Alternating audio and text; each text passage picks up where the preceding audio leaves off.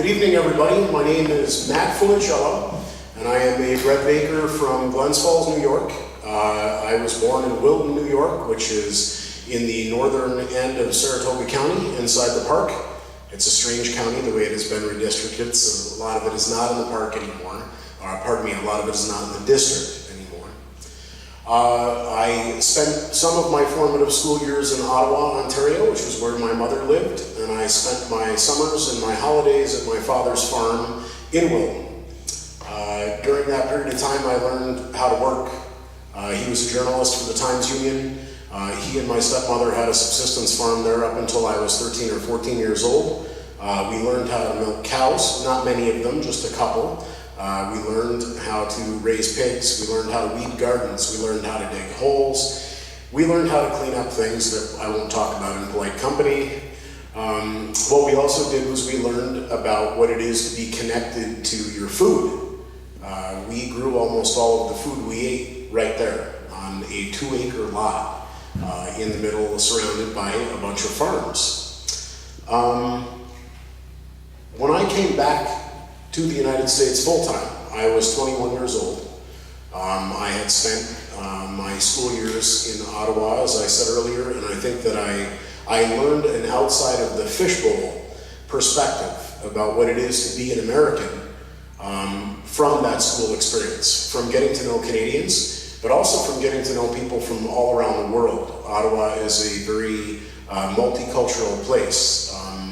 The neighborhood I spent my time in for 10 years was largely populated by Lebanese and Vietnamese people who were fleeing our conflicts in those two countries.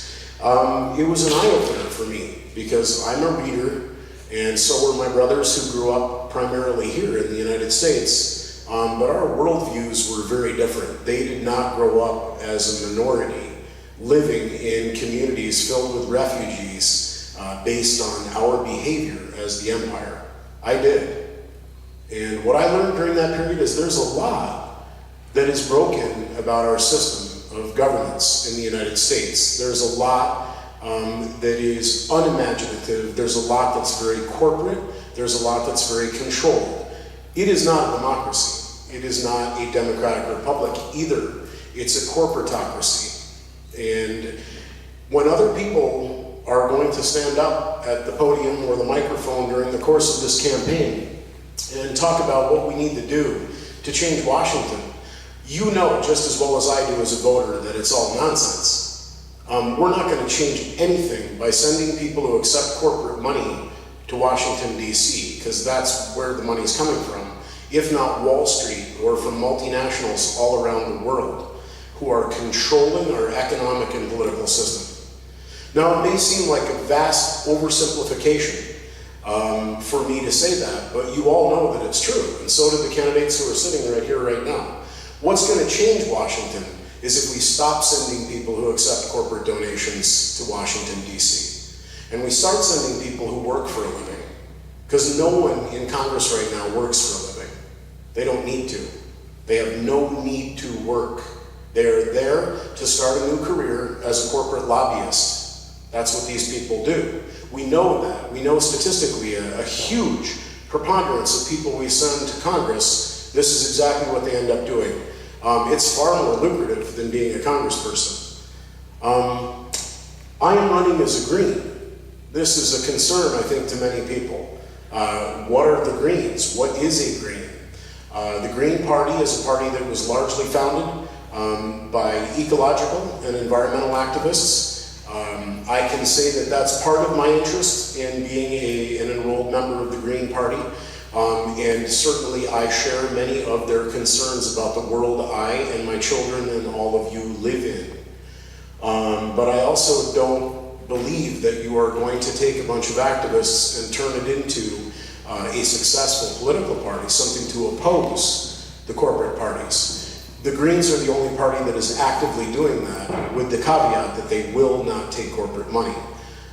We have achieved ballot status in New York State several times over the last decade. We have it right now. This means we can actually run candidates for office. I have been strongly urged by a personal friend, Ralph Nader, to run for office for that decade And seeing as this may be my last opportunity, if we do not get on the ballot again in the governor's race, I figured I should take it.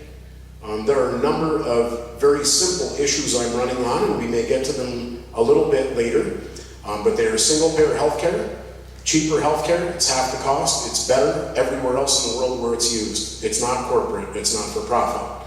A $15 livable wage, and public works jobs for all. There's infrastructure rebuilding to be done, and it's not going to be done by private industry and corporate welfare. It's going to be done by us deciding that federal money, which is our tax money, be spent to benefit us as citizens of the United States. So I hope you'll consider supporting somebody who truly is outside of the system that is in DC right now, and voting for a Green maybe for the first time you ever have. Thanks for listening.